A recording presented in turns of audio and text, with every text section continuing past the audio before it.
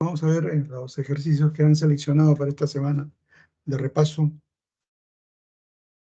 La pregunta o ejercicio 1. Ejercicio 1 dice, en el blog de un operador turístico se lee el siguiente anuncio. Bahía Blanca es una hermosa ciudad que se extiende en la costa atlántica, platense. Quiere decir, el país platense se llama Argentina, donde está el Río de la Plata. Si deseas conocerla, te damos sus coordenadas. 38 grados, 43 minutos, 00 segundos. Latitud sur. Y 62 grados, 16 minutos, 00 segundos. Longitud oeste. ¿No? Las siglas es en inglés, west, oeste. Relativo a este lugar, que está al sur de Buenos Aires, ¿qué otra información podríamos encontrar en el enunciado de dicho blog? ¿No? Entonces ahí tenemos. 1 se encuentra en la costa meridional de África, en la costa sur de África. Y hemos dicho platense, Argentina, pero Argentina no está en África, está en América del Sur. Se localiza en una zona de mediana latitud, ¿no? Entonces, mediana latitud implica que entre los 0 grados, que está el Ecuador, hasta el círculo polar, que es 66 grados, 38 grados viene a ser una mediana latitud, ¿no? Porque está más allá del trópico de Cáncer, ¿no? En lo que llamamos nosotros la zona templada, entre el trópico de Capricornio, que es el sur, y el círculo polar antártico, es una zona llamada zona media, llamada también zona templada. Entonces, 38 grados sobrepasa a los 23 grados, 23 grados aproximadamente, que son donde está el trópico de Capricornio, ¿no? Entonces, la 2 es correcta. Sus días en enero tienen mayor duración que la noche. Si estamos en el hemisferio sur, implica que estamos en verano, ¿no? Dice enero, estamos verano, y en verano la duración del día es mayor que el de la noche. Entonces es correcto también la 3. La 4 se ubica en el mismo cuadrante que Río de Janeiro.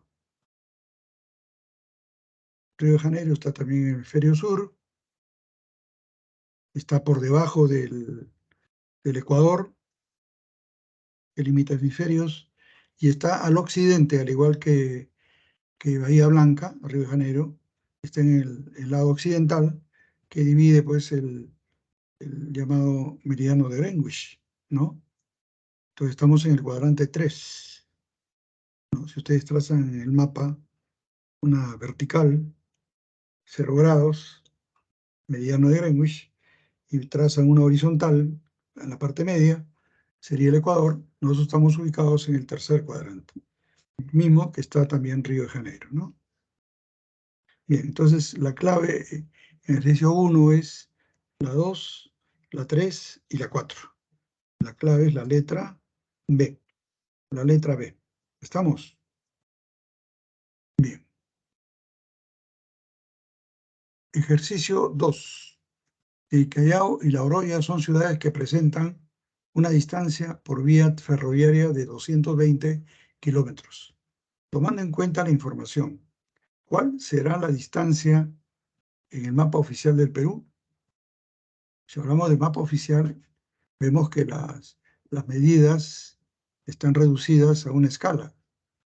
En el mapa oficial del Perú, la escala es 1 sobre 1.000.000. ¿1 millón de qué? De centímetros. 1 millón de centímetros. Mapa oficial del Perú, 1 sobre 1.000.000 de centímetros. Eso quiere decir que cada centímetro en el mapa, representa 10 kilómetros. Cada centímetro en el mapa representa 10 kilómetros. A una simple operación de regla de 3 simple, y verán que esos 220 kilómetros se convierten en el mapa oficial en 22 centímetros. 22 centímetros. ¿Sí? En el mapa oficial, cada kilómetro está representado por 10 centímetros. Cada kilómetro. Perdón, cada 10 kilómetros está representado en 1 centímetro el mapa oficial. ¿Sí? Mientras que la carta oficial del Perú es una escala de 1 sobre 100.000, donde quiere decir que 1 centímetro representa 1 kilómetro. Pero no estamos hablando de la carta, estamos hablando del mapa. Y en el mapa, que es una escala mayor, cada centímetro representa 10 kilómetros, ¿no? Entonces, ahí tenemos ustedes que vamos a agregar un 0 y se transforma inmediatamente en kilómetros, ¿no? 22 centímetros, 220 kilómetros. La clave es la letra C. La letra C. Ejercicio 2. Ejercicio 3. En una conferencia sobre dinámica de la Tierra, un experto menciona que la litosfera está fragmentada en bloques rocosos, lo que nosotros llamamos placas continentales, que están en constante movimiento, llamadas placas, que interactúan entre sí en las zonas de divergencia, separación, convergencia, choque y transformación, cuando son placas que se desplazan unas a otras horizontalmente, ¿no? Tomando en cuenta la descripción del especialista, ¿qué factor es el responsable de la dinamicidad de las placas litosféricas, que son las placas continentales, sobre el manto? ¿No? Entonces acá estamos hablando ya de la astenosfera, ¿no? Porque encima del manto, la parte media del globo terrestre, ahí en la parte superior, se encuentra colindante con la litosfera el astenosfera. Y esta astenosfera implica que las placas continentales están flotando, como lo decía Alfred Wegener, son continentes que están flotando sobre el líquido. Y justamente la astenosfera es cuando las rocas, por la cantidad de temperatura que hay, altísima, alrededor de 1500 grados centígrados, vamos a encontrar que están esas placas sobre esta astenosfera, en donde las rocas se han transformado en estado líquido, lo que los geólogos llaman estado piroplástico, ¿no? O en estado plástico, como quieran llamarle. Esas rocas que están en ebullición van a estar constantemente en movimiento. Se calientan, ascienden, se enfrían, ¿no? Como si fuera una olla de agua, ¿no? Forman burbujas. Estas burbujas que tienen una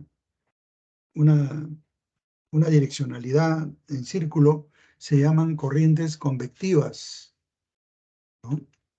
Entonces, ¿cuál es el factor responsable de esta dinamicidad de las placas que están en constante movimiento?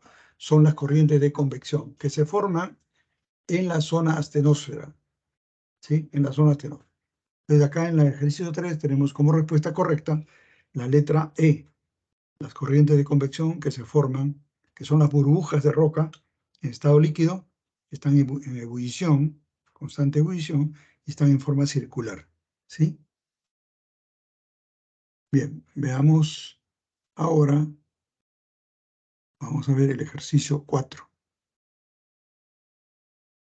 El ejercicio 4 dice, los agentes atmosféricos actúan sobre la capa más externa de la corteza terrestre, la superficie, alterando o erosionando las rocas y minerales. Uno de los procesos que interviene es la meteorización química. A partir de ella relacione sus procesos con su respectiva descripción. Estamos hablando de meteorización química. 1. En la llamada disolución. La 1, disolución. ¿Sí?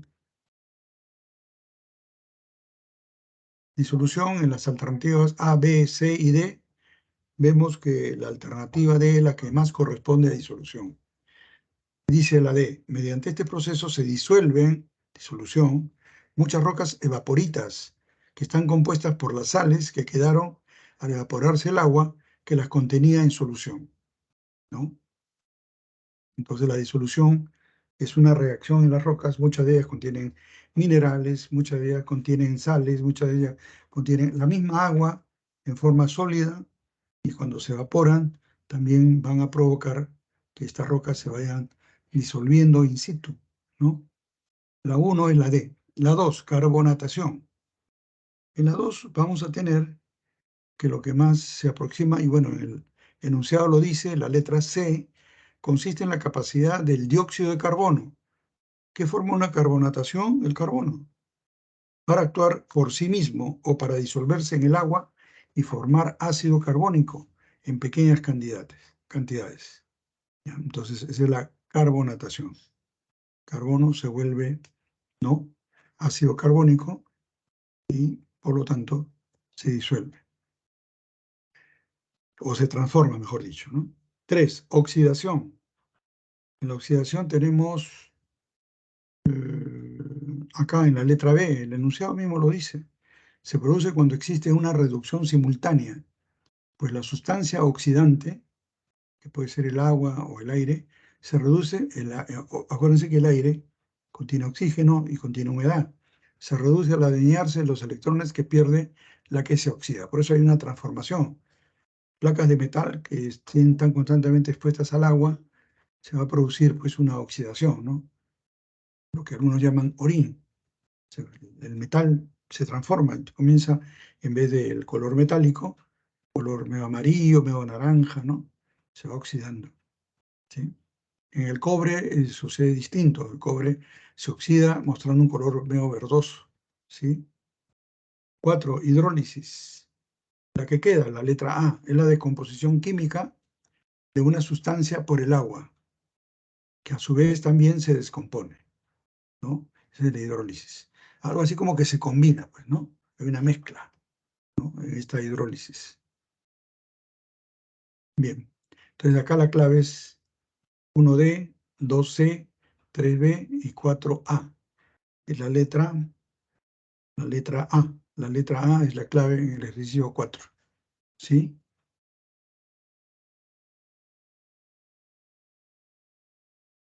Ejercicio 5.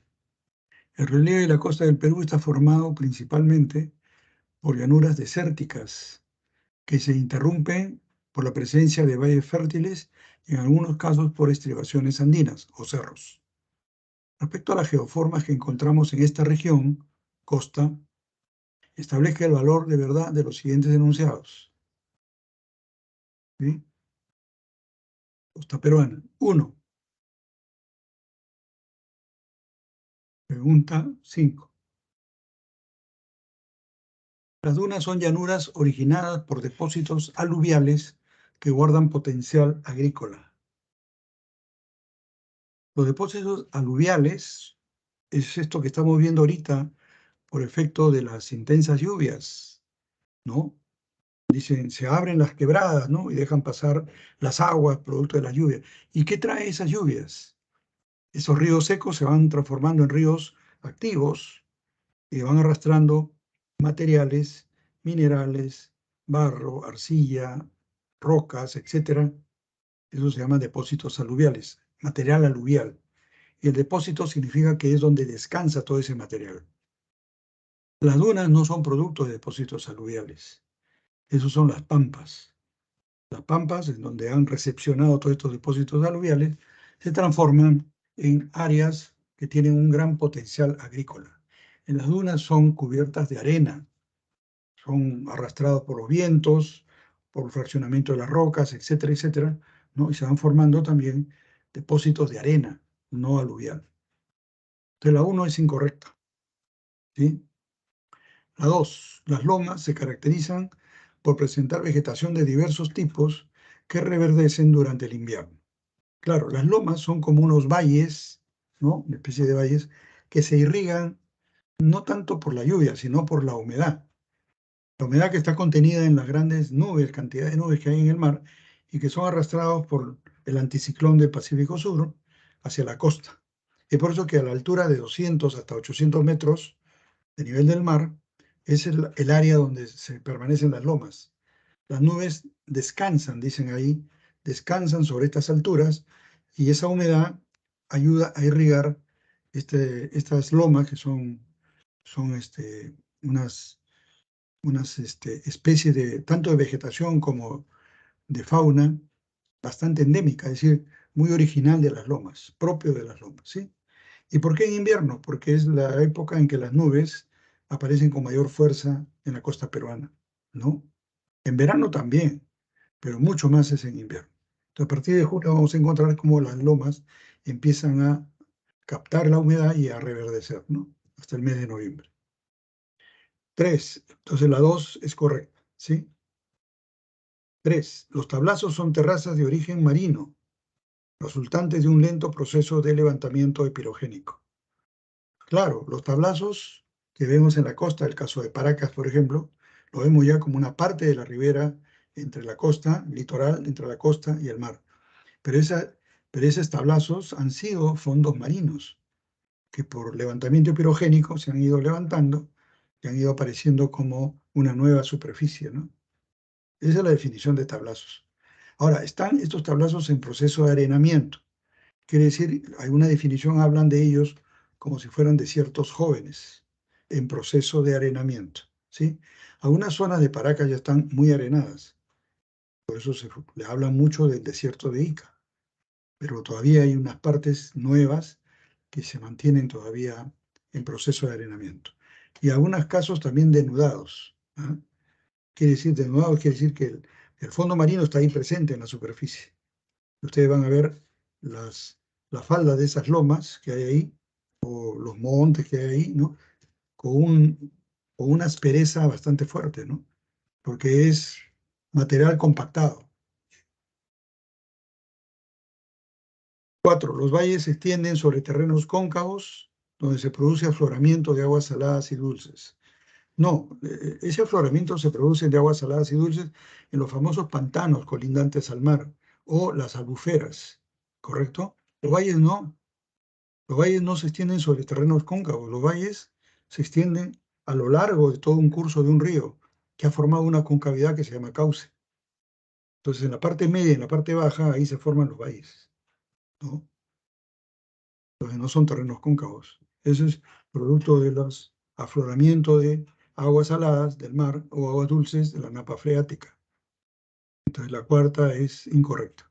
Tenemos que falso, verdadero, verdadero, falso. La clave aquí es la letra La letra B, ¿sí? La letra B. En el ejercicio 6, debido a la temporada de altas precipitaciones en el año 2017, estamos hablando de la época de la corriente del Niño, ¿no? El río Chira presentó el incremento del volumen de sus aguas. El río Chira está en la zona de Piura y está a la altura de la ciudad de Sullana, ¿no? Ocasionando perjuicio a la población de la provincia de Paita, que radica en los márgenes cercanas a su desembocadura, ¿no? Respecto a lo mencionado, podemos inferir que A. Presenta un alto caudal en los meses de junio o julio. No. Acuérdense que es invierno. No hay lluvias. Son menores. Por lo tanto, no hay un aumento caudal. B. Muestra un régimen regular y afecta a la población en el curso bajo. No solamente afecta al curso bajo. Desde el curso medio, ¿no? Las altas precipitaciones afectan el curso medio, donde están los valles, y el curso bajo también. Y además no es de régimen regular, es de régimen irregular. Porque solamente cuando hay altas precipitaciones es cuando hay gran cantidad de agua en el río Chira. Y acá están hablando de incremento del volumen de sus aguas, ¿no? Entonces estamos hablando de una etapa en donde hay altas precipitaciones. C. Las poblaciones aprovechan el río como vía de comunicación. El único río que es navegable como vía de comunicación, es el río Tumbes, en toda la costa peruana. No hay otro río que tenga esa característica como el río Tumbes, ¿sí? El río Chira baja con mucha fuerza. Cuando no hay agua, es, es un río donde hay poca agua, evidentemente, ¿no? Pero cuando viene la avalancha, el aumento del volumen de aguas, viene con mucha fuerza. La mayoría de los ríos de la costa, por el empinamiento que hay de la cordillera occidental o el flanco occidental de los Andes hacia el mar, viene con mucha picada, ¿no? Con mucha fuerza. D, debido a las inundaciones, muestra una condición endorreica. La condición endorreica es propio del lago Titicaca, aguas de río que desembocan en un solo colector común que está encerrado. Endorreica significa cuenca cerrada. El río Chira tiene una cuenca exorreica, abierta, como todos los ríos de la costa, van hacia el mar, ¿correcto? La época de crecida e inundaciones corresponde a los meses de verano. La temporada de altas precipitaciones son los meses de verano, ustedes han visto, enero, febrero, marzo, ¿sí? Entonces la clave en el ejercicio 6 es la letra E, la letra E.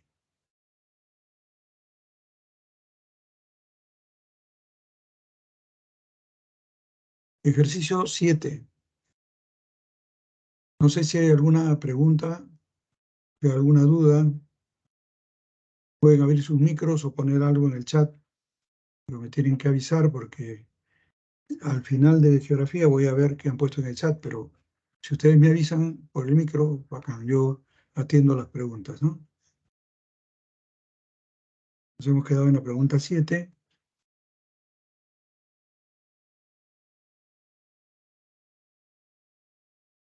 A inicios del año, un grupo de viajeros extranjeros visitó la ciudad de Lima, 154 metros sobre el nivel del mar, para observar su arquitectura colonial y probar sus potajes. Al aumentar su itinerario de viaje, se trasladaron a Huancayo, de 1.249 metros sobre el nivel del mar, donde quedaron maravillados por su hermoso valle y culminaron su excursión llegando a la ciudad de Tingo María, 672 metros sobre el nivel del mar, incursionando en sus cuevas y cataratas. De lo descrito y en base a la altitud, identifique el clima de cada ciudad visitada respectivamente, ¿no? Entonces, en el ejercicio 7 vamos a tener, ¿no?, la ciudad de Lima.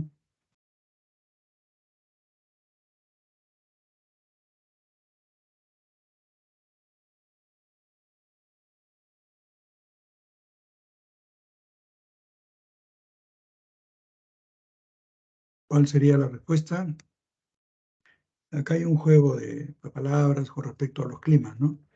Se supone que el primero es el de Lima, el segundo es el de Huancayo y el tercero es de la ceja de selva que es Tingo María, ¿no? O la selva alta, mejor dicho, ¿no?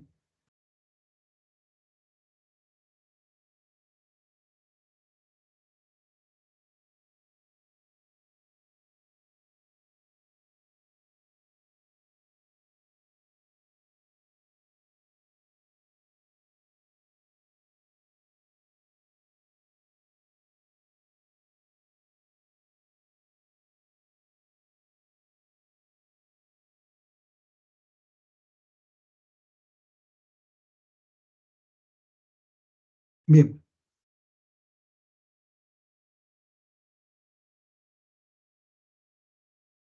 acá vamos a ver que Lima es un clima semicálido porque estamos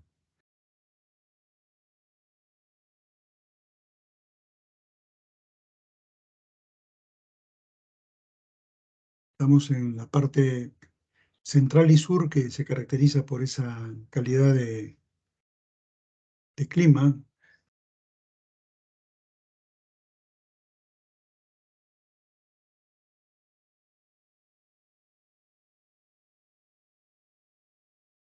Cálido, pero acá en Lima es húmeda. Luego Huancayo 3200, región Suni, es frígido. Y Tingo María es cálido por la selva y húmedo por las intensas lluvias, ¿no? Entonces acá tenemos la clave, la letra B, ¿sí? La letra B.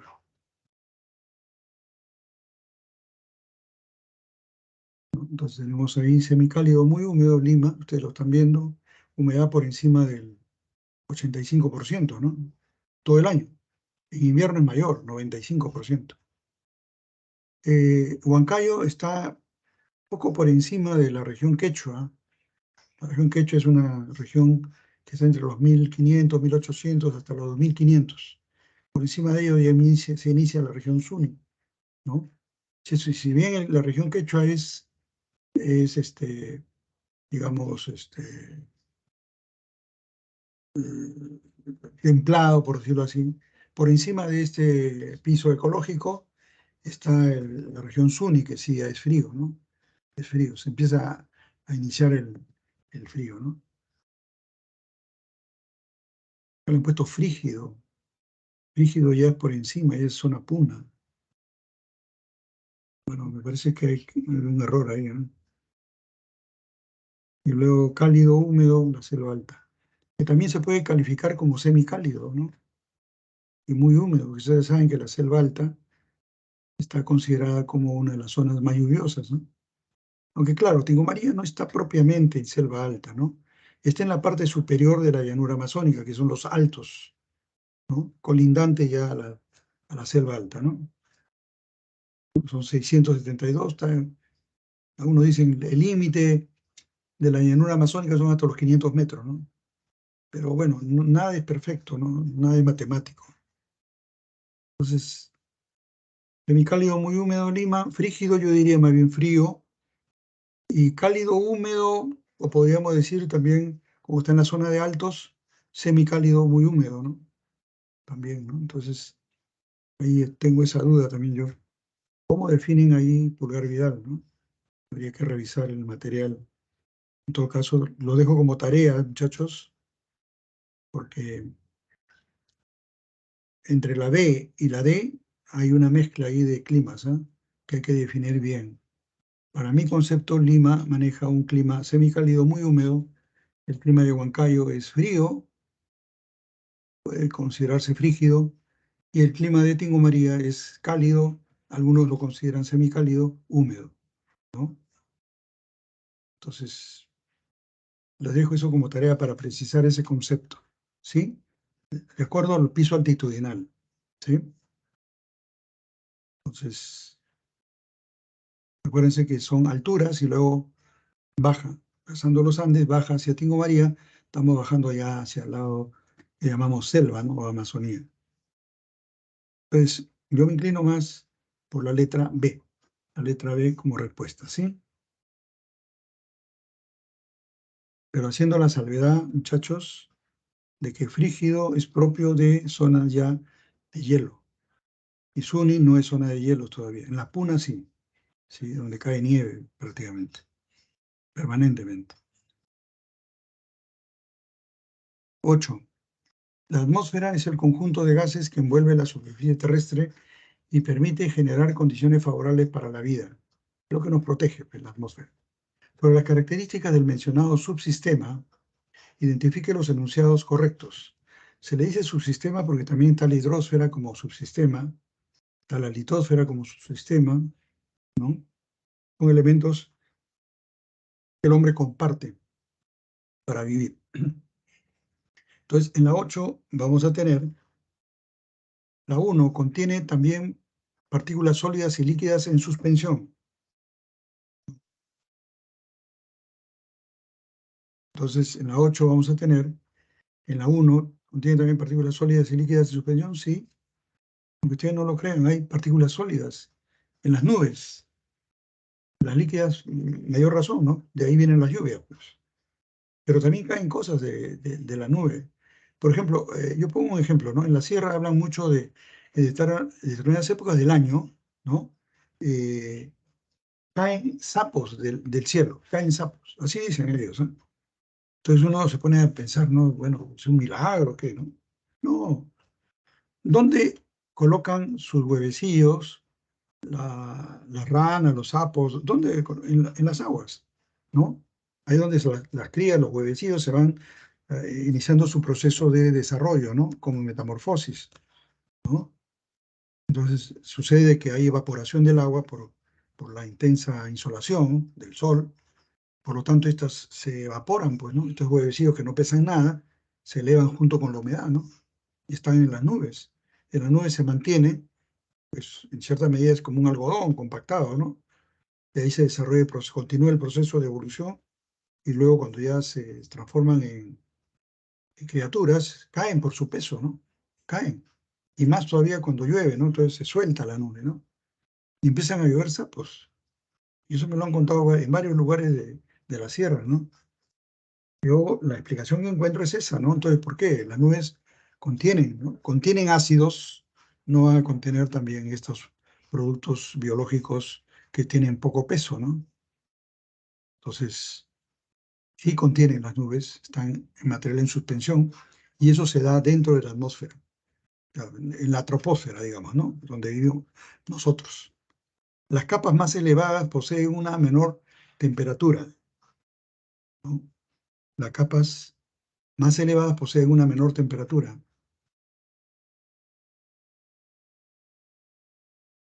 Entonces, acá, ¿qué podemos nosotros definir? Y vemos que en la atmósfera, si bien las temperaturas son frías en la troposfera, pero cuando llegas a la estratosfera, pasando la capa de ozono, las temperaturas son más altas. Entonces, por ejemplo, en la exósfera, en la ionosfera, son capas elevadas de la atmósfera que son temperaturas de más de 1500 grados.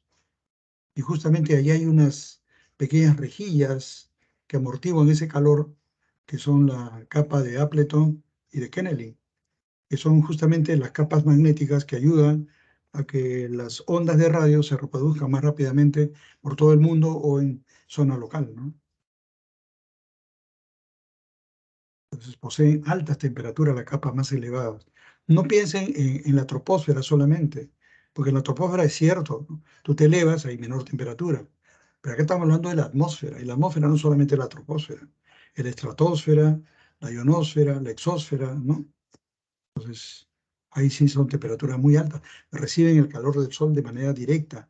Justamente la atmósfera en general son capas que protegen la vida. Por eso dice, permite generar condiciones favorables para la vida. Si no hubiera atmósfera y llegara los rayos solares, no habría vida en el planeta. Ni agua siquiera habría, ¿no? 3. El oxígeno es el elemento más abundante en su composición. En la atmósfera no abunda solamente el oxígeno. En mayor proporción, el aire que respiramos es nitrógeno, ¿sí? Casi un 71%. El otro 19% es oxígeno, propiamente, ¿sí? Entonces es falso. 4. Las condiciones climáticas. ¿A qué llamamos condiciones climáticas? Esto que analizamos en el clima, que es los vientos, la presión atmosférica, la temperatura, la insolación, ¿no? La presión atmosférica, ¿no? Las lluvias. Las condiciones climáticas se presentan en la troposfera, que es la parte baja de la atmósfera donde vivimos. Claro, ahí se dan todos los rayos, los truenos, los relámpagos, todo se da ahí. La caída de la nieve, ¿no? Del granizo, las lluvias, todos los fenómenos atmosféricos se dan en la troposfera. Entonces tenemos ahí la 1 y la 4, correcto, que es la letra B. La letra B, ¿sí? Letra B. Ejercicio 9. En la superficie terrestre exigen grandes espacios con similares condiciones climáticas y en donde se encuentran semejanzas ecológicas, con presencia de comunidades de animales y plantas comunes, denominados biomas. Los biomas son grandes espacios que comportan varios sectores ecológicos, ¿no? Y se van organizando. Y todo eso está cubierto por un concepto que se llama bioma.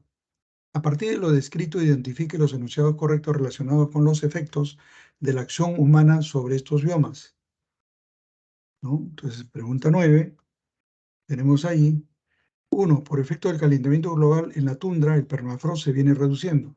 La tundra es el espacio ecológico cerca a los polos. El permafrost es justamente el hielo congelado, ¿no?, que está en las zonas polares. A eso se le llama permafrost.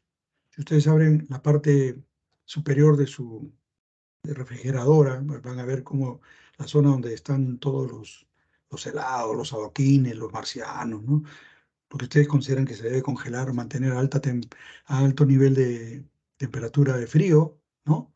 Entonces ahí vemos que a los costados se ponen enormes trozos de hielo, ¿no?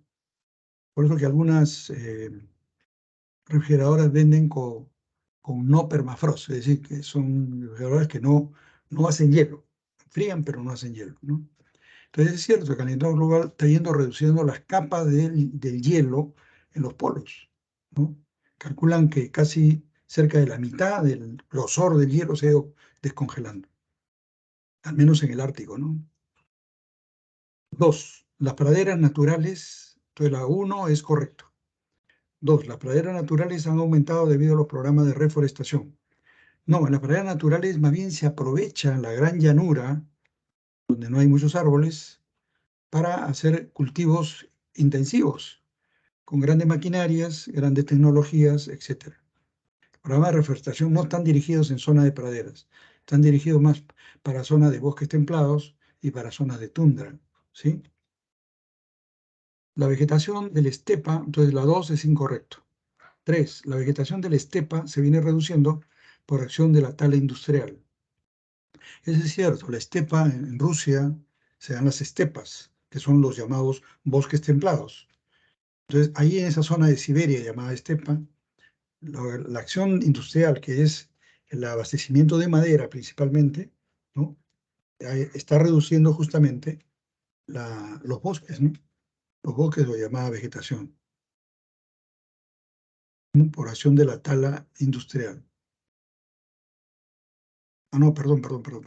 Un ratito, por favor. No, acá en la estepa son llanuras donde no hay bosques.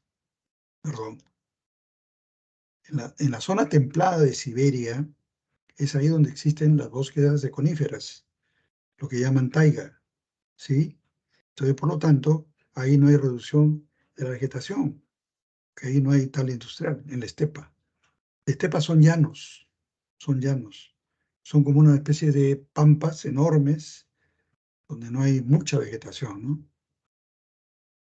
Entonces ahí lo que se encuentra más que nada son pozos de petróleo ahí, ¿no?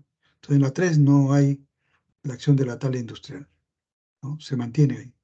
Donde está ahí la tala industrial son los bosques de coníferas, que están en la región de los bosques templados, ¿no? 4, la cacería ilegal es una amenaza para la fauna de la sabana y la tundra.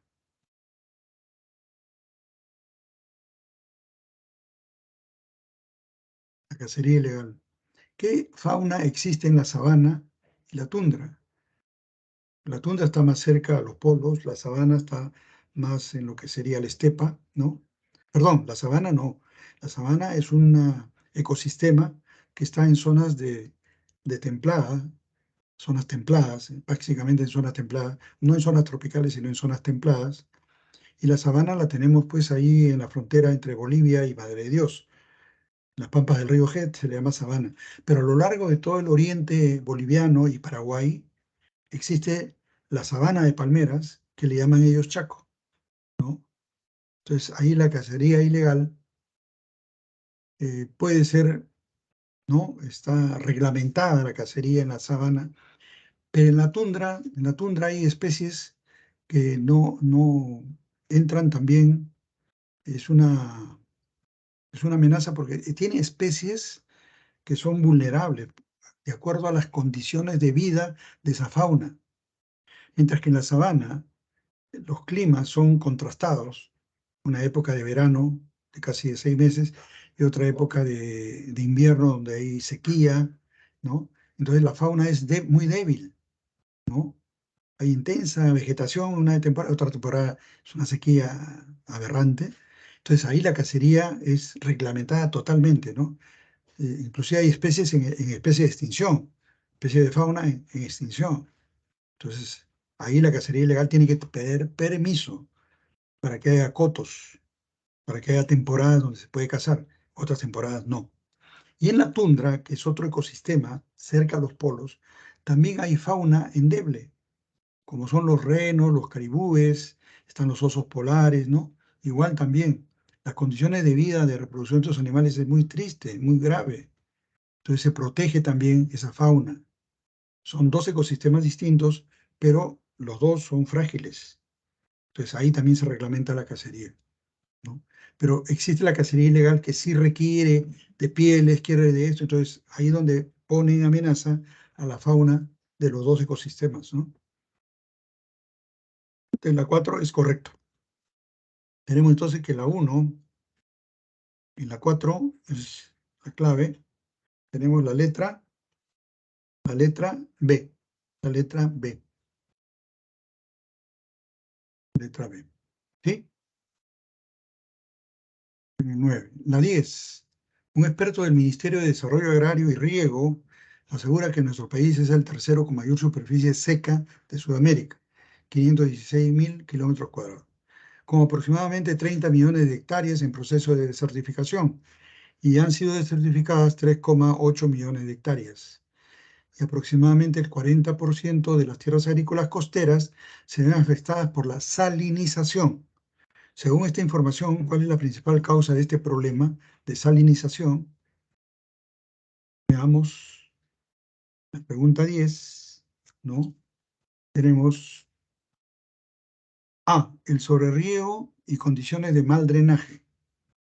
Claro, esa es la principal causa. El uso excesivo de abonos inorgánicos, no tiene nada que ver con el agua. Colateral, sí, pero no. La intensificación de las lluvias invernales, no. De la salinización, no tanto. La intensificación del sobrepastoreo y el vertido de relaves. Sobrepastoreo es en las zonas altas, donde hay pasto. En la costa no hay pasto. El vertido de relaves se realiza en la parte alta. La parte media afecta, pero no en la parte baja, donde son las tierras agrícolas costeras son parte baja. Las malas prácticas agrícolas en tierras de secano. ¿Qué son tierras de secano? Tierras que se dan en descanso. Eso es propio de la sierra, tierra de secano, que no tienen irrigación. Las tierras de secano son aquellas tierras que están en laderas de cerros o están en lugares donde el río no llega a irrigar esas zonas. Entonces, las tierras de secano solamente esperan las lluvias para conservar la humedad y poder sembrar o poder, digamos, luego que desarrolle la vegetación. En la parte de sierra, las tierras de secano son excelentes que llueva. Mientras más llueve no hay problema, porque las aguas se decantan, pues se van. Más bien en la costa sí hay problemas con estas intensas lluvias, que es la que estamos viendo ahora. Bien, ¿por qué se saliniza la costa? Por un sobreriego, sí. Exceso de agua en los cultivos hace que estas aguas se subsumen. Al subsumirse, van a hacer que las capas de sales que están en la parte baja de la superficie emerjan por acción de las aguas, emerjan, y estas sales queman las plantas. Por lo tanto, ya no puedes cultivar, ¿no? Una tierra salitrosa no sirve para cultivo. Tendrías que escarbar y sacar por lo menos unos 20 centímetros en todo el territorio, poner tierra de abono y poder recién sembrar. Y eso es muy caro, muy caro. Condiciones de mal drenaje también, pues utilizamos las aguas del río para el riego, correcto, lo canalizamos todo, y después no sabemos drenar esas aguas, la tiramos al río o lo contrario, seguimos que corra por la sequía. La sequía al llegar a la parte baja del valle se desborda, no llega todo al río, al mar, se desborda y comienzan a aparecer cerca al mar los famosos pantanos, ¿no? La napa freática también pone su parte, ¿no? Y por lo tanto, al no haber canalizado hasta que el agua se vaya al mar, va a haber mantenimiento de humedad en toda esta zona de la costa y produciendo la salinización. Y por eso que muchas tierras agrícolas se pierden, pues. Creen que echándole más agua solucionan el problema. No, el agua tiene que ser medido, ¿no? Y el drenaje también tiene que ser condicionado adecuadamente, ¿no?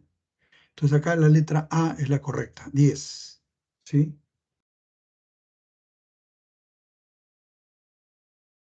Ejercicio 11. Observe el siguiente mapa. Luego relacione las siguientes especies de flora o fauna con cada ecorregión señalada. Acá han señalado en el mapa A, B, C y D.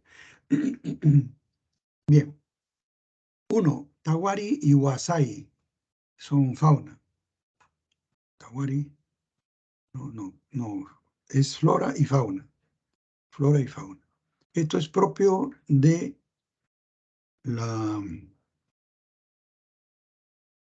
acá, de la C. Acá en esta C están señalando las pampas del río Geat, la sabana de palmeras. El tawari es una especie de palmera, ¿no? Entonces, acá en esta zona es donde está, digamos, están las especies de flora y fauna, ¿no? Señaladas, ¿no? Entonces, era la sabana. Lo que en Bolivia se extiende, todo el flanco oriental, le llaman Chaco. Y en Paraguay, la parte casi media y sur de Paraguay, Chaco, y el noreste de Argentina, también Chaco, ¿no? Toda esa zona abarca el Chaco. O la sabana de palmeras, ¿no? En la 2, rodales de Titanca. Bueno, acá han puesto rodales de Titanca y la única alternativa que podemos señalar es la letra D. En esta zona entre Cusco y Ayacucho y Apurímac, toda esta zona de acá, hay rodales de Titanca, que son la Puya Raimondi, ¿sí? Entonces, pero existe en esta zona de acá, entre Ancash y Madre de Dios, perdón, La Libertad, en esta zona de acá que estoy señalando, existe el santuario de Calipuy.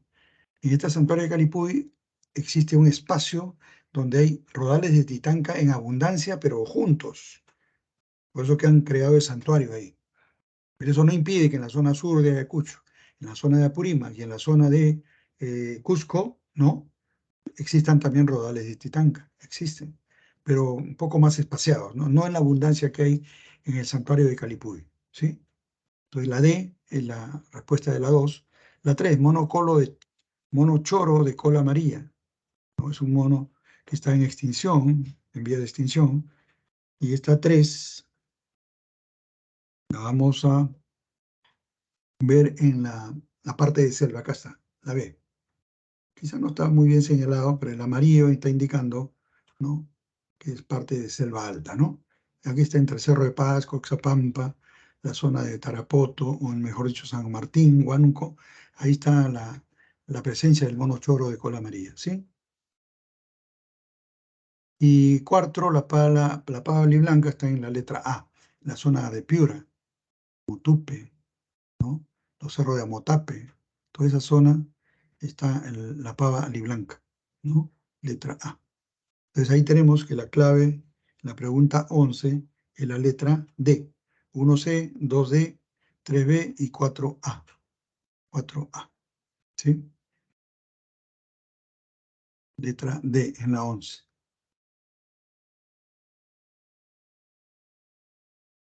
En la 12, en la Antártida, el Perú ha tenido una presencia recurrente desde 1989, en el Tratado Antártico, aportando, claro, 1989 porque el Perú solicita ingresar creo que en 1982, 83 creo, solicita ingresar como consultor al Tratado Antártico. Pero la exigencia inicial, una vez que te inscribes como postulante a ser consultor, eh, lo que te piden ahí el Tratado Antártico es de que realices visitas a la Antártida científicas y que instales una estación científica. El Perú lo hizo, ¿no?, durante 5 años seguidos, y por eso que el año 1989 lo admitieron como país consultor, ¿no?, aportando con importantes contribuciones científicas. De lo descrito determina el valor de verdad de los siguientes enunciados respecto a la presencia del Perú en la Antártida. 1. El Perú es miembro, signatario y firmante inicial del Tratado Antártico. No. El Tratado Antártico se firma en 1958-59. Son 11 o 12 países que firman. No estaba el Perú. Perú recién solicita su ingreso al Tratado Antártico, como les digo, en 1982 o 83. Y la exigencia de los 5 viajes anuales hace de que ingrese en 1989. Entonces el 1 no es correcto, no es verdadero, es falso, ¿sí? Pregunta número 12. 2. La estación científica peruana se encuentra en la península antártica. Y acá sí hay una gran confusión. ¿Por qué? Porque en muchos de los libros que yo veo dice, la estación científica Machu Picchu se encuentra ubicada en la península antártica. Claro, bueno, no sé si puedo conseguir esta imagen un ratito, por favor. Mm,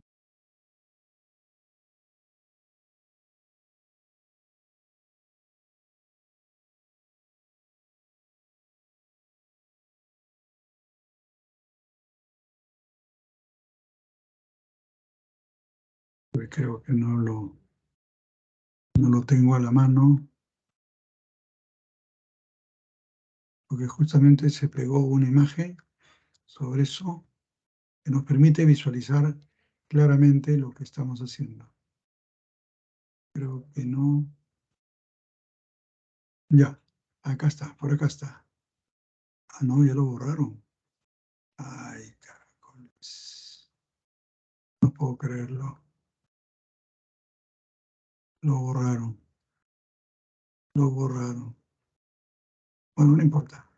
Le voy a explicar bien cómo es el asunto.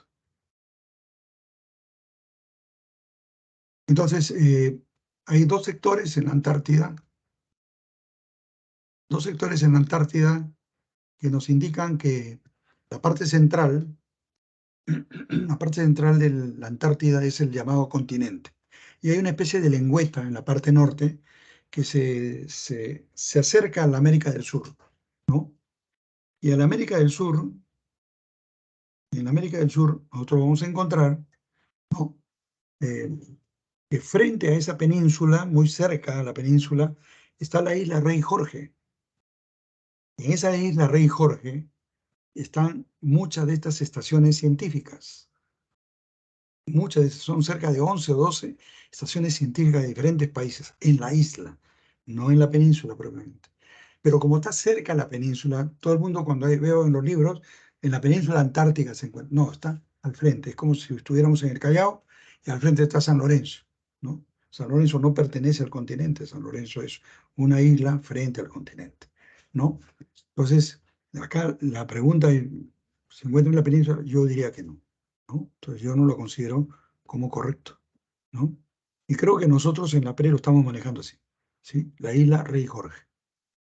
3. El ente rector es el Instituto Antártico Peruano, INAMPE, sí, es el ente rector, que está canalizando todas las fuerzas, donde están básicamente la Marina, también están las Fuerzas Armadas en general, pero es básicamente la Marina, la que pone el barco también, y está también las universidades, los institutos de investigación, ¿no? que viajan también junto con ellos, ¿no? 4. Desde el 2017 las expediciones son realizadas por el VAP Carrasco. Claro, en el 1983 se inició los viajes con el buque, la Armada Peruana, llamada Humboldt, y eso ya ese barco se le dio de baja, se consiguió un barco más moderno, que es el barco Carrasco, ¿sí? Desde 2017. Entonces, la uno es falso, la 2 es verdadero, ¿no? Perdón, la 2 es falso, la 3 es verdadero y la 4 es verdadero, ¿correcto? Entonces tenemos falso, falso, verdadero, verdadero, es la letra D, la letra D, ¿sí? Ejercicio número 13. El sector primario agrupa las actividades económicas extractivas y productivas, como el desarrollo de cultivos, agricultura, crianza y aprovechamiento del ganado, ganadería, pesca, que es extractiva, y extracción de recursos forestales, que también es extractiva. Sobre este sector de la economía peruana, el sector primario, identifica el valor de verdad de los siguientes enunciados. Pregunta 13. 1. La actividad minera es la principal fuente de divisas del país. Sí, alrededor de 12.000 a 15.000 millones de dólares anuales. Luego le sigue la pesca. En tercer lugar está empatado entre el turismo y el ingreso de divisas de los peruanos en el extranjero. ¿Sí? 2, la crianza de truchas se da principalmente en la selva alta. Falso. La crianza de truchas, que es un pescado bastante eh, carnívoro, por decirlo de alguna manera, se da en piscigranjas a lo largo de toda la sierra. En la sierra es donde están las principales piscigranjas, ¿no? Usted va a encontrar desde Cajamarca hasta Puno, piscigranja. La más famosa es la que conocemos en el Ingenio, que está en Junín, ¿no? Camino a Huancayo, se desvían hacia la izquierda, hacia la ciudad de Concepción, y de ahí siguen hacia la izquierda hasta el fondo, se van al Ingenio. Y ahí va a encontrar las piscigranjas. Son piscinas que están separados por edades para que no se coman entre ellos. 3, la agricultura extensiva está destinada al cultivo de productos industriales. Falso. La agricultura extensiva es la que hacen las familias en la sierra, principalmente. Es una agricultura incipiente, una agricultura tradicional, ¿no? Y ahí a las justas hacen productos de pan llevar o para consumo interno. Los productos industriales requieren de una semilla mejorada, de abonos, tratamiento de agropecuario, uso de semillas mejoradas también y de fertilizantes y de gran extensión también, porque ahí en la agricultura intensiva es donde van a desarrollar productos de exportación, ¿ya?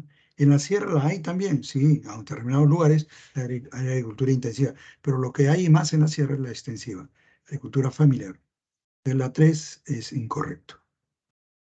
La 4, la pesca industrial favorece el uso indirecto de los recursos del mar. Claro, los recursos directos, de uso directo, son la pesca artesanal, la que nos trae el pescado a la mesa, ¿no? Nosotros vamos a Chorrillos, vamos al muelle de pescadores y compramos ahí en el mercadito o a los mismos pescadores el pescado, ¿no? Directamente, porque es de consumo directo, va a la olla. Mientras que la pesca industrial lo que produce son el pescado que lo llevan a las conserveras o lo llevan a las fábricas de harina de pescado, y eso es de consumo indirecto, a través de una lata o a través de productos de alimento de engorde de ganado. Entonces nosotros consumimos el ganado, pero indirectamente pues estamos consumiendo recursos del mar, ¿no? Entonces también es la 4 en la pregunta 13, la 4 es verdadero, ¿no? Pesca industrial tiene que ver consumo indirecto. Pesca artesanal, consumo directo, ¿sí? Bien, ahí tenemos entonces verdadero, falso, falso, verdadero. La letra E en la semana 13. Y luego en la semana 14, en la última, el ejercicio dice, en nuestro país tenemos los siguientes tipos de transporte, terrestre, aéreo y acuático. En relación a esto se identifiquen los enunciados correctos. Enunciados correctos, 14. 1. Para trasladarse de Lima hacia el departamento de Amazonas por tierra, las carreteras más apropiadas son la Panamericana Norte y Manuel Mesones Muro, o la llamada carretera nororiental de Marañón, también así se le conoce. Ahora le han bautizado como Manuel Mesones Muro. Bueno, sí, pues al departamento de Amazonas llegas ahí, a Cajamarca también por esa misma vía, y camino también hacia San Martín, Tarapoto, también por esa misma ruta. ¿Sí? 2. Entonces la primera es correcta. 2. El desplazamiento de minerales en grandes cantidades de la provincia de Espinar, en Cusco, hacia la costa es utilizando el ferrocarril del centro. No, señores, es el ferrocarril del sur. ¿Sí? Es el ferrocarril del sur, no del centro. ¿Ya? La 2 es falsa. 3. La ruta más corta para desplazarse desde Cañete hacia Pucallpa es por la carretera longitudinal de la costa y la interoceánica. Entonces veamos, Cañete está al sur de Lima, longitudinal de la costa. Para tomar la interoceánica tenemos que ir al sur, longitudinal de la costa, que es la carretera panamericana, hacia el sur hasta llegar más o menos al desvío de Arequipa y ahí empalmamos con la interoceánica que nos lleva hacia Madre de Dios, hacia Iberia, que es Brasil. Y Pucallpa está muy al norte, entonces acá es longitudinal de la costa, pero hacia el norte, y luego la carretera central, la Basadre que le llaman, y ahí agarramos la carretera central hasta Pucallpa, ¿no? Pasando por Huánuco, ¿no? Cerca, Oroya, Cerro de Pasco, Huánuco, Pucallpa, ¿no? Entonces, la A3 es incorrecta. Nunca vamos a tomar la interoceánica, ¿sí? La 4. En el departamento de Loreto, una de las formas de desplazarse de la ciudad de Yurimaguas a la de Iquitos es a través de la vía fluvial. ¿Es correcto o no es correcto esto? Es correcto. Vía fluvial, porque ahí ya el curso de los ríos están bastante colmatados, el caudal ya es bastante fuerte, ¿no? Todo el año. Entonces hay, desde Moyobamba ya hay vía fluvial que te puede llevar hasta la ciudad de Iquitos, ¿no? Desde Pucallpa también hacia la ciudad de Iquitos. Entonces, la respuesta correcta es la 1 y la 4 son correctos. Letra B. Acá está la letra B. ¿Sí? ¿Algún comentario, alguna duda, alguna pregunta, por favor?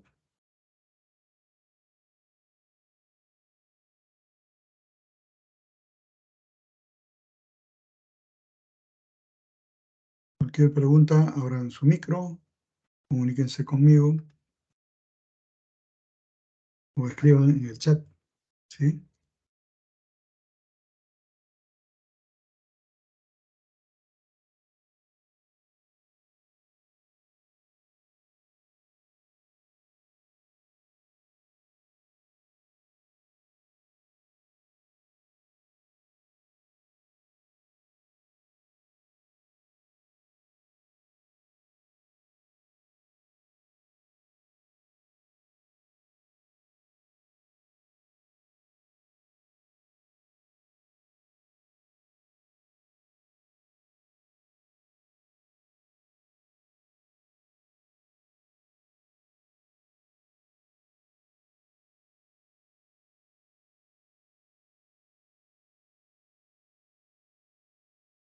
Bien.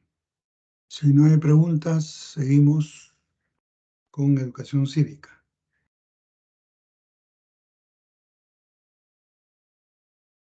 A ver, el ejercicio 1 dice los derechos humanos de segunda generación.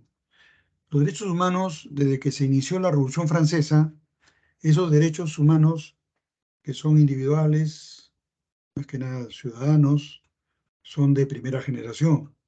Luego, los de segunda generación, en el siglo XIX, desde mediados más o menos de 1840 en adelante, donde se van formando ya los sindicatos, las federaciones, las mutuales, las asociaciones de trabajadores, etcétera, comienzan a reclamar de forma colectiva. Por lo tanto, esos son derechos humanos de segunda generación. Y ya a partir de la Segunda Guerra Mundial, después de la Segunda Guerra Mundial, son los derechos humanos de tercera generación, que son los derechos humanos planetarios o de la Tierra, que le llaman también, ¿no? Bien, tiene como objetivo primordial los derechos humanos de segunda generación garantizar el bienestar económico y social de la población colectivo. Respecto a estas facultades, identifique el valor de verdad de los siguientes enunciados. Pregunta 1 de Educación Civil. 1. Históricamente se reconocieron de forma posterior a los derechos políticos y civiles, que son los derechos de primera generación, por supuesto que sí, ¿no? Mientras estos nacen a partir de la Declaración de los Derechos del Hombre y del Ciudadano en agosto de 1789, ¿no? En plena época monárquica de la Revolución Francesa, donde se promulgan los derechos políticos y civiles, primera generación. Derecho a la vida, derecho a la libertad de expresión, derecho al libre tránsito, ¿no? Derecho a muchas cosas, ¿no? Entonces, después vienen los derechos de segunda generación, siglo XIX, casi mediados del siglo XIX. 2. Incluyen, entre otros, el derecho impostergable de acceder a la educación y la cultura. Esos son derechos de segunda generación. A una educación, a cultura, a una vivienda digna, a la salud, al derecho a la protesta, a la huelga, al reclamo, ¿no? Bien, entonces la 2 es verdadero. La 1 verdadero, la 2 verdadero. 3. También se conocen como derechos de los pueblos y tienen como finalidad garantizar la paz. No. Ese enunciado de derechos de los pueblos de la tierra o derechos universales son derechos de tercera generación y tienen como finalidad garantizar la paz mundial. ¿Sí? Entonces la 3 es incorrecto. 4. Surgen durante la segunda revolución industrial debido a nuevas condiciones laborales. ¿Sí? La primera revolución industrial ya saben que es la industria del vapor, la industria ¿no? Del fierro, ¿no? El fierro, el vapor de agua, son los símbolos de esta, ¿no? de esta primera revolución industrial. La segunda ya se transforma en una masificación de la mano de obra y la proliferación de fábricas debido a nuevas fuentes de energía, ¿no? Entonces, la segunda revolución cobra gran impulso con la aparición del acero, con el uso de energía como la energía eléctrica y también el petróleo, ¿sí? Nuevas condiciones laborales y mayor exigencia de los trabajadores, ¿no? Entonces acá tenemos verdadero, verdadero, falso, verdadero. En la letra B, en ejercicio 1, letra B. Ejercicio 2. Un grupo de maestros jubilados ganó un proceso judicial, quiere decir que hay una sentencia al Ministerio de Educación, en el cual se les reconoce un pago adicional por la preparación de clases y otros conceptos, pero hasta la fecha ya ha transcurrido más de un año y no tienen respuesta del Ministerio. Respecto a dicha sentencia, no se hacen los locos, no hay plata, dicen, ¿no? Pero sí hay plata para gastar en policía, ¿no? Les han dado doble sueldo para reprimir la protesta. Ante esta situación, ¿qué garantía constitucional deben solicitar los maestros? No hay plata, dice. Así como la actual presidenta va al norte, la gente está que le pide alimentación, agua, comida, carpas, y ¿saben lo que contestan en la entrevista? Necesitamos más helicópteros, dicen. No sé, pero ¿para qué quiere más helicópteros? Para salvar a la gente, que no se mueran en un lado, pero que se mueran en otro lado, porque sin comida se mueren igual. ¿Qué cerebro, realmente, ¿eh? Yo no sé quiénes nos están gobernando acá. Ni los asesores funcionan ahí, creo. Bueno, ¿qué garantía solicitan los maestros? Pues, ¿qué deben solicitar? Para hacer que el ministerio, pues, acate la resolución judicial, ¿no? Si han ganado el proceso. ¿Qué garantía piensan ustedes? ¿Cuál será? ¿El habeas corpus? ¿La acción de amparo? ¿Habeas data? ¿Acción de cumplimiento o acción popular? ¿Cuál creen ustedes? Si ya hay una sentencia, simplemente se solicita la acción de cumplimiento, letra D, acción de cumplimiento, que cumpla la orden judicial, que cumpla la sentencia judicial, que le venga la multa, pues. Y eso no inhibe a que le devuelvan todo el dinero que le deben de hace más de un año. No inhibe, fuera de la multa. Ah, porque pagan la multa, ya no cumplen lo que ordena el proceso judicial. No, tienen que cumplirlo de todas maneras.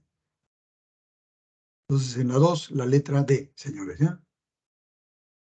3. Un grupo de manifestantes se congregó en varios lugares de la ciudad de Lima para marchar hacia el Congreso de la República y exigir que se investigue a 2 parlamentarios denunciados por violencia de género. Del caso expuesto, ¿cuál es la organización de la sociedad civil que se enfoca en el mejoramiento de la situación y posición de las mujeres? ¿Amnistía Internacional? Sí, puede ser, pero hay una sección Perú de Amnistía Internacional, pero no solamente ve el asunto de violencia de género. Ellos están más llamados a ver sobre violación de derechos humanos en general.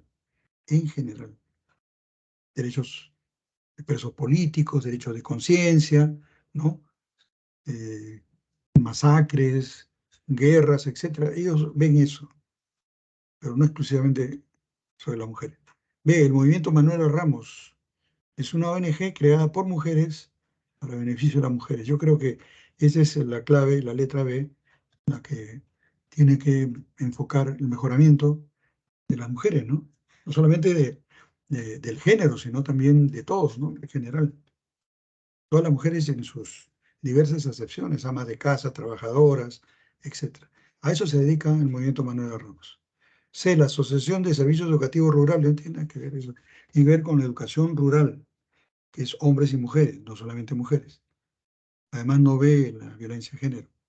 La Asociación Pro Derechos Humanos, sí, podría haber violencia de género, pero ellos, al igual que Amnistía Internacional, están abocados a una serie de problemas que se han violado derechos humanos, laborales, sindicales, políticos, derechos de la mujer, derechos del niño, etcétera, ¿no? Comisión Interamericana de Derechos Humanos. Bueno, cuando se agota el recurso nacional, el ámbito judicial nacional, se hace la solicitud a la Comisión Interamericana para que esto lo vea la Corte Interamericana de Derechos Humanos.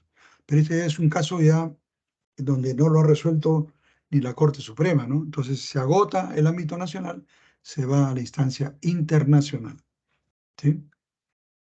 Pero acá dice Organización de la Sociedad Civil, está hablando de nosotros, de Perú, de Lima. Entonces ahí tiene que ver el movimiento Manuela Ramos, ¿sí? Alcance nacional, local.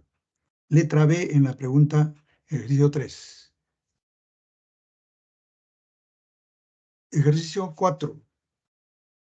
Ejercicio 4. Ante las irregularidades en la gestión municipal de un alcalde distrital, durante los 2 primeros años de su mandato, la población ha decidido organizarse y recolectar el 25% de firmas del electorado local, de lo que se exige como mínimo, e iniciar una solicitud de revocatoria. Toda revocatoria tiene que ver con destitución de cargos que se han sido elegidos. Cuando cargos que no han sido elegidos han sido designados, eso se llama remoción, ¿sí? Para el siguiente año, revocatoria para el siguiente año. Respecto a lo descrito, dicha solicitud podría proceder. Dice ejercicio 4. Sí, porque se trata de una autoridad electa por sufragio a nivel local. Sí, me parece lo adecuado. B, no, porque el funcionario ha sido designado por la... No, los designados eh,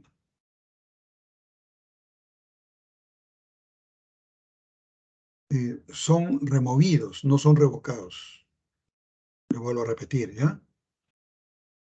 Funcionarios han sido designados, no han sido elegidos. ¿Bien? Entonces, una revocatoria es solamente para cargos elegibles. No, porque la comunidad no puede atribuirse este procedimiento. No, sí, se puede atribuir, tiene que reunir las firmas, lo que exige el jurado electoral, nada más. D, sí, porque las comunidades son autónomas de retirar a sus autoridades. No, no son autónomas, tienen que pasar por el Jurado Nacional de Elecciones. Por lo tanto, tienen que redactar la firma, cumplir con los requisitos, pedir la revocatoria y el jurado electoral verá que eso es correcto, ha cumplido con las normas y lo va a revocar y convoca de nuevas elecciones. Provisionalmente se le revoca al alcalde, provisionalmente será el teniente alcalde el que ocupa el cargo y su meta es en las inmediatas elecciones, ¿no? No, porque la revocatoria tiene que ser solicitada al iniciar su mandato. No, no se puede hacer antes. Tiene que cumplir los 2 años. ¿Sí? Por eso le digo, esos son requisitos que pone el jurado, la ley electoral en todo caso. Entonces la clave en la 4 es la letra A. Sí, autoridad electa a nivel local. 5. Los partidos políticos son asociaciones de ciudadanos que constituyen personas jurídicas de carácter privado conforme a la ley electoral, donde uno de sus objetivos es participar democráticamente en los asuntos públicos del país por la vía legal. Este tipo de organización política, completen la oración. A. Es de importancia exclusiva a nivel provincial y distrital.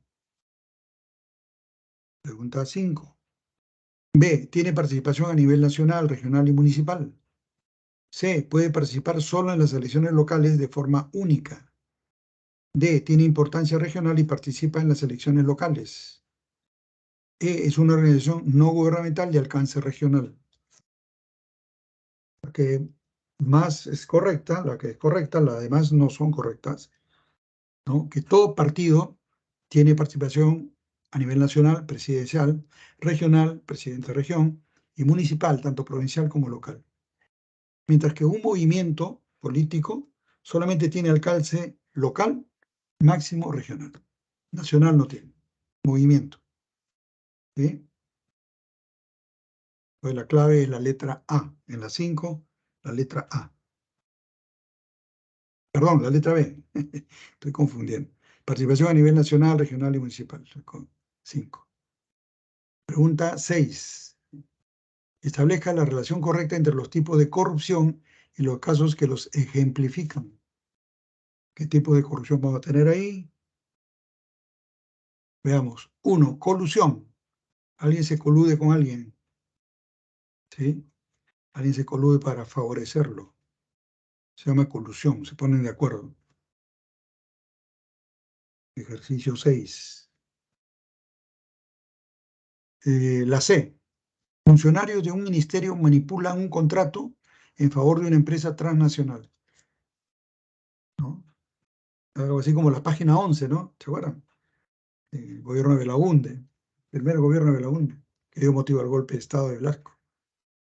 Qué casualidad que en la última página se pone el precio que debería pagar la International Petroleum Company por cada barril de petróleo, un impuesto, que son centavos de dólar, ¿no? No era mucho. Esa página 11 desapareció. Es decir, como que si tú alquilaras un departamento y nunca aparece en el contrato, que puede tener varias páginas, donde aparece cuánto vas a pagar de alquiler. Chistoso, ¿no? Entonces, ¿para qué firmaron el contrato? ¿Para qué firmaron el contrato? Si no está lo más importante, cuánto va a pagar por el petróleo, de impuesto. Se perdió la página 11.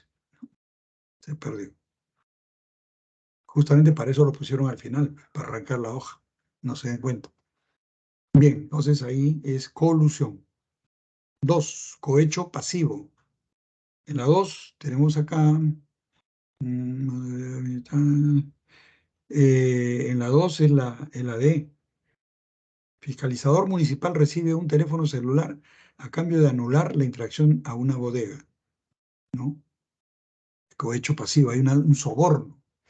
El cohecho pasivo, ¿por qué? Porque el fiscalizador está realizando un cohecho pasivo, está receptando un soborno, mientras que el dueño de la bodega está haciendo un cohecho activo, porque está incentivando el soborno, ¿correcto? Entonces hay cohecho pasivo, cohecho activo, el que recibe y el que da.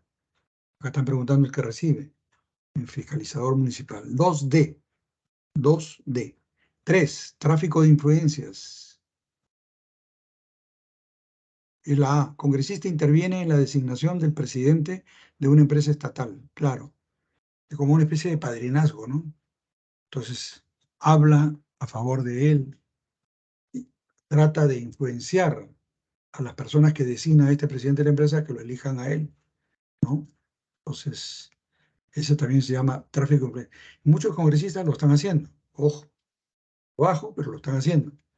Que lo demuestren es ya un poco difícil, ¿no? Pero si uno investiga bien la relación, ya sea amical o familiar, y se va a encontrar con que, ¿qué hace este congresista visitando tal ministerio? ¿Qué hace este congresista visitando tal empresa o visitando al primer ministro, ¿no? 4, peculado, el que queda, pues, 4, peculado. B, autoridades militares destinaron el uso indebido de un cargador frontal a favor de terceros. Están utilizando un bien público, un bien del Estado. Es como si estuvieran cobrando una plata por ahí. El peculado es como un robo, es como un robo, porque estás utilizando dinero o bienes del Estado a favor de terceros. Quiere decir, estás denigrando al Estado, desvalorizando su producto, en este caso el cargador frontal. Cargador frontal, tú alquilas y te cobra buena cantidad de plata. Se favorecen a terceros, inclusive para uso personal de un general o un almirante, que es lo que sea, tienen que solicitar permiso a su unidad, que ellos designen, que digan, sí, y depende de qué tarea van a hacer. Si es para uso personal particular, ahí sí, especulado, ojo. Pero si es para uso de bienestar de toda una población a la cual este general ha intercedido, por ejemplo, crear defensas, ¿no? Para que estos huaicos no afecten, bueno, está bien, ¿no? Forma parte de la política de apoyo, ¿no? De los militares, ¿no? Pero cuando no, pues están haciéndose mal uso. Se dio el caso, por ejemplo, de la esposa de un ministro que lo denunciaron, gobierno anterior, lo denunciaron porque estaba haciendo mal uso la esposa del auto oficial que tenía el ministro. Los periodistas han captado el auto, vieron la placa oficial, una señora que va a hacer compras en un supermercado, regresa con las compras y regresa a la casa. Para eso no está en el auto oficial. No, pero si es la familia del congresista, bueno, para eso pues se le paga que alquile un carro, tome un taxi o se compre un carro, ¿no? Pero no puede usar bienes del Estado, ojo. Acá estamos muy acostumbrados a utilizar bienes del Estado como si fueran propios. Tan mal. Por ejemplo, la PRE tiene bastantes sillas en desecho prácticamente, ¿no? No las puede regalar, porque ese es un bien que tiene el Estado. Entonces, tiene que haber todo un proceso de... Tiene un nombre esto a nivel de la Contraloría General de la República. Como quien dice, de dan de baja, ¿no? Entonces, ahí recién hay todo un trámite. Mira, para dar de baja la chatarra, porque ellos tienen que comprobar que no se puede usar, no se puede reparar, ¿no? Entonces, hay dos opciones, o va a la basura, o se le puede reparar si es que algo que se le da de baja y donarlo a un colegio, ¿no? Ya que a muchos colegios les falta sillas, bancas, ¿no? Entonces, pero lo tiene que hacer todo un trámite. No es que yo voy a un colegio y le regalo 100 sillas, ¿no? No, es que no es tuyo, pues. Si es tuyo, regala. Pero es del Estado. ¿Sí? ¿Me entienden, no? Lo que es el peculado. Este es muy común acá, ¿eh? 7. De acuerdo a un informe, perdón, en la 6, la respuesta es la letra E. 1C, 2D, 3A, 4B. En la 6, la letra E. En la pregunta 7, de acuerdo a un informe del Ministerio de Justicia y Derechos Humanos, durante el año 2022 se atendieron cerca de 8.000 procedimientos conciliatorios, principalmente en los departamentos de Lima, Ancash, Ica, Arequipa, Lambayeque y Huánuco.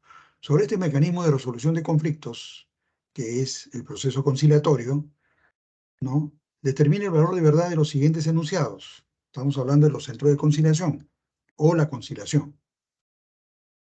Veamos en la 7. 1. Todos los centros de conciliación extrajudicial son gratuitos. No, señores. Posiblemente unos centros de conciliación que son del Ministerio de Justicia o del Ministerio de Trabajo, que pueden también tener centros de conciliación, puedan que sean gratuitos porque lo pague el Estado, ¿ya? Pero la mayoría de centros de conciliación son privados. Son gente que tiene conocimientos de leyes, son abogados, han formado su centro de conciliación y ahí tienen una tarifa mínima de lo que le cobraría cualquier abogado o trámite que se tenga que hacer en el Poder Judicial, ¿no? Entonces no son gratuitos para todos, ¿eh? La mayoría son pagados, son costos que pagan. 2. Entre las materias a tratar de la conciliación se encuentra la pensión de alimentos. ¿Verdadero o no verdadero?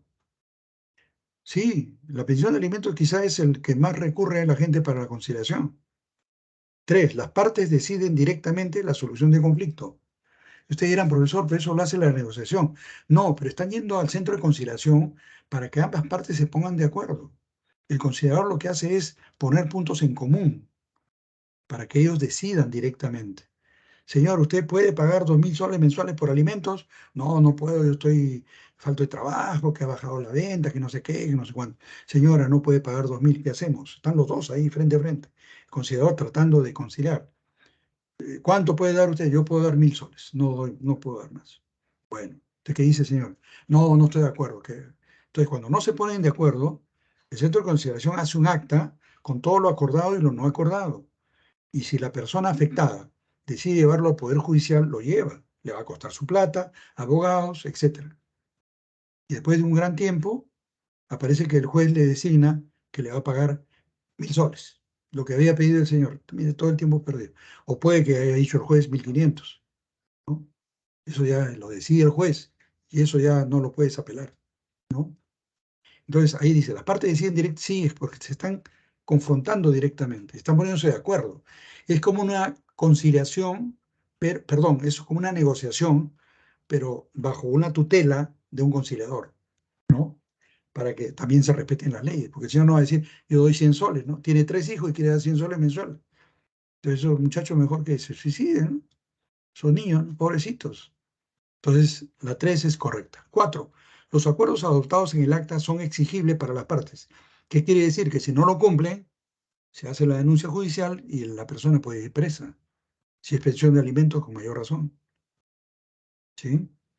Es decir, el acuerdo adoptado en la conciliación y firmado por ambos es como un acuerdo jurídico. Entonces, sí son exigibles. ¿Sí? Entonces, la clave es verdadero, no. Falso, verdadero, verdadero, verdadero. ¿Cuál es?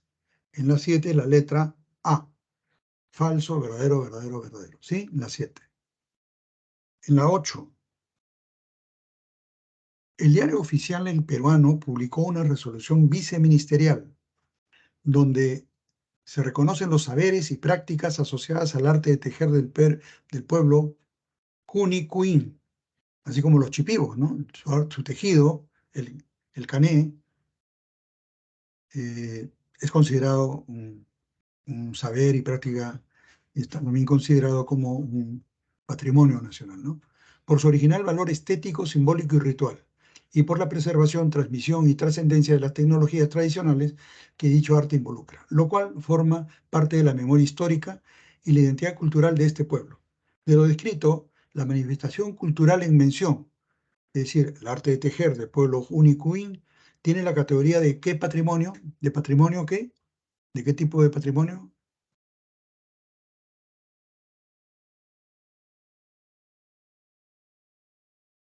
Ojo que es tradicional, se transmite de generación en generación, a través de la memoria y la práctica, por lo tanto es inmaterial, es un patrimonio inmaterial.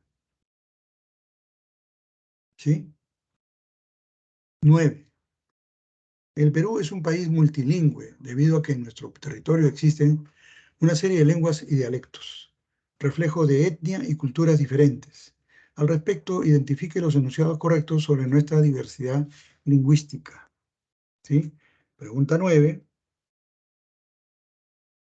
1. El Ashaninka es la lengua nativa con más hablantes en la Amazonía. Sí.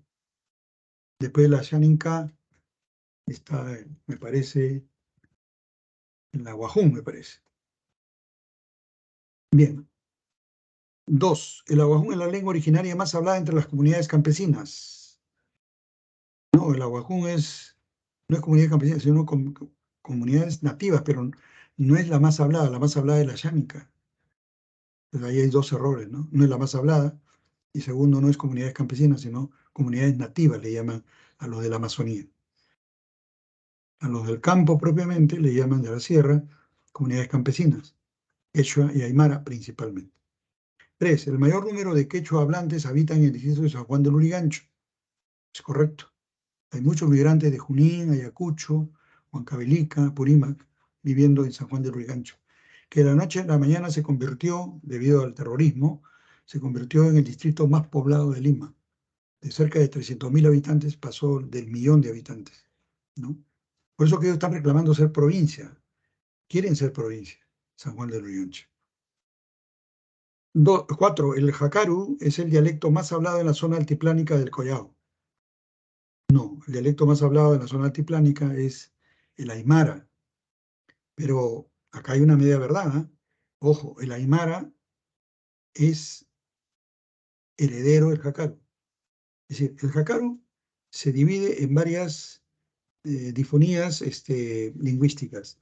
Una de ellas es el aru, que todavía se sigue hablando en el sector de Aymaraes, en la zona también de Yauyos, ¿no? Y hay otra que es el Aymara propiamente, que justamente nace en la provincia de Aymaraes, y luego se extiende hacia el altiplano. El altiplano sí llega a ser una lengua común hace la época quizá del Tiahuanaco, ¿no? Que es la zona más hablada, al igual que la comparten con Bolivia, ¿no? Entonces la 4 es incorrecto. Nos quedamos solamente con la 1 y la 3 correcto. Y la letra E, ejercicio 9. 10. La peruanidad es el sentimiento de identidad que vincula a los pueblos y sus habitantes, teniendo como base el reconocimiento de sus tradiciones y la fe en su destino. ¿Sí? A partir de lo mencionado, identifique los enunciados correctos referentes a los fundamentos de este vínculo afectivo. Referentes a los fundamentos de este vínculo afectivo. ¿Sí? Entonces, la 10, el ejercicio 10 vamos a tener la 1, dice, revaloración de la cultura andina por considerarla como la más importante y fundamental. El sentimiento de peruanidad no solamente va por la cultura andina. Ojo, somos ya un país mestizo, somos un país muchas sangres, ¿no? Como decía Barguedas, todas las sangres. Está bien, reguladora cultural andina está bien, como la más importante, fundamental. Bueno, mi concepto podría ser, ¿ah? Pero ya la cultura española, europea, ya ha afincado gran territorio con mucha población, ¿no? Entonces tenemos que verla desde la perspectiva andina, cómo es que este mestizaje puede ayudar a mejorar la vida de todos los peruanos, ¿sí? Dos, la adopción de la interculturalidad para reconocer la diversidad como parte de la peruanidad. Y es lo que hablábamos de la primera, pues, ¿no? Hacer que esta interculturalidad, donde ya se ha mezclado, ¿no? Si bien podemos nosotros decir que en Cusco, en Puno, son zonas donde se habla bastante el quechua y aymara también, ¿no? Pero también tienen que adoptar la lengua española, ¿no? La lengua de España, que nos heredaron, ¿no? Y ahí se da una interculturalidad tremenda, ¿no? Vayan ustedes a los mercados de Tacna, ¿no? La mayoría de los comerciantes son puneños y están hablando en su idioma, dialecto nativo, y también en castellano, ¿no? Para recibir a los chilenos, a los peruanos que van de diferentes lugares, ¿no? Entonces ahí está una interculturalidad. Tres, apreciación del folclore y el mestizaje favoreciendo su práctica y difusión abierta, ¿no? ¿Qué opinan ustedes? Claro, tiene que ver con la interculturalidad, pues. Tiene que ver con la cultura andina también. El folclore es andino, pero que también el folclore se va adaptando al mestizaje, ¿no? Difusión abierta. Por ejemplo, ustedes ven en las danzas autóctonas, llamadas autóctonas, ya han sido influenciadas por corrientes de diferentes partes del mundo, ¿no? Y se han ido cambiando inclusive hasta las vestimentas, la forma del baile, etcétera, ¿no? Inclusive los instrumentos, ¿no? La mayoría de los instrumentos que tocan son de origen europeo, ¿no? Cuatro, valoración, valoración, valorar, la valoración de las prácticas agrícolas de los antiguos peruanos por el uso eficiente de los suelos, ¿no? También es correcto. Eso es una ingeniería que hasta ahora no ha sido superada, ¿no? El uso, la hidráulica andina hasta ahora es insuperable. Mira, no podemos ni controlar los huaicos, porque eso se controla en la parte alta, pues. Los incas controlaban las aguas en la parte alta, iban drenando las aguas y cuando venía la gran lluvia, entonces podían controlar. Y era muy raro ver huaicos y cuando lo habían, inmediatamente lo reemplazaban con mitimaes para ayudar a ese valle a recuperar sus andenes, que también es otro uso eficiente de los suelos, la andenería, la hidráulica, la andenería, la chaquitaglia, ¿no? La rotación de suelos, la rotación de cultivos, prácticas agrícolas de eficiente de suelos.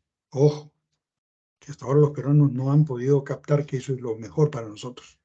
Pero ahí tenemos la clave 2, 3 y 4. La clave es la letra C. La letra C. 2, 3 y 4, letra C. ¿Sí? Bien. Ejercicio 11. El artículo 43 de la Constitución Política señala la personalidad jurídica del Estado peruano. Con relación a esta, la personalidad jurídica del Estado peruano determina el valor de verdad de los siguientes enunciados. Ejercicio 11. Se organiza según el principio de separación de poderes, por ejecutivo, legislativo, judicial. Sí, es correcto. 2. El Estado es íntegro en su totalidad y en sus partes. Claro, en regiones, dividido en regiones, y todo eso hace un Estado peruano, ¿no? 3. Su gobierno es federal, representativo y descentralizado. No, no es federal. Federal es Estados Unidos, Canadá, México. Federal es Brasil, es Argentina, ¿no? Pero lo nuestro es un gobierno regional, representativo y descentralizado, ¿no? Le llaman también unitario, ¿no? Algunos. Pero con la descentralización ya se está fomentando que no sea solamente unitario, ¿no? 4. La República del Perú es independiente y soberana. Es verdadero. Así está enunciado en la Constitución. Entonces acá la clave es verdadero, verdadero, falso, verdadero. Letra A. La letra A es la respuesta en la 11. Letra A. 12. Como parte de la agenda del Pleno del Congreso, los parlamentarios deciden poner a debate la participación del jefe de Estado en la cumbre sobre la transformación de la educación, evento a realizarse en Nueva York, Estados Unidos. A partir de un debate y con 69 votos a favor, 43 en contra y una abstención, resuelven aprobar la salida del presidente. De lo mencionado, ¿qué norma está vinculada con dicha autorización que lo da el Congreso? ¿Qué tiene que dar el Congreso? ¿Una ley orgánica, una ley ordinaria, un decreto legislativo, una resolución legislativa o un decreto de urgencia?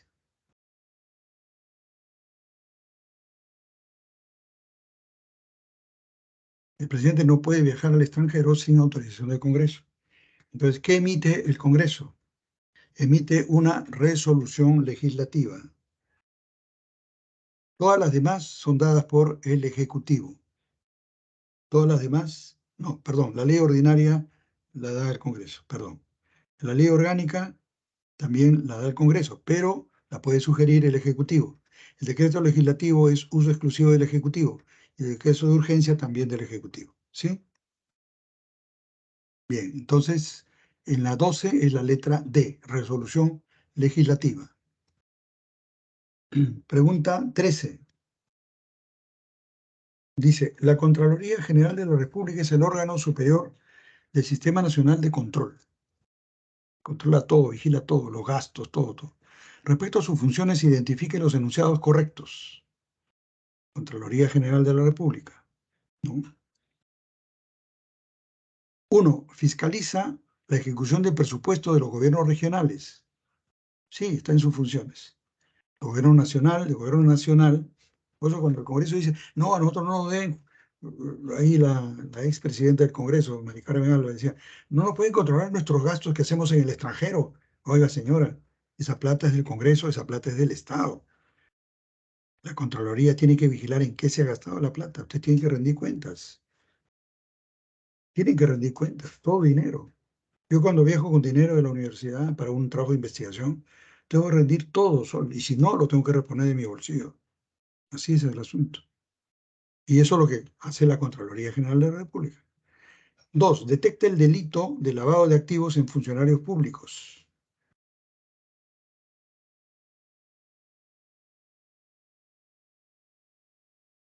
El delito de lavado de activos lo realizan los jueces, no la Contraloría. Puede detectar que hay algo irregular, ya lo tiene que ver la Fiscalía, lo tiene que ver los jueces. ¿Sí?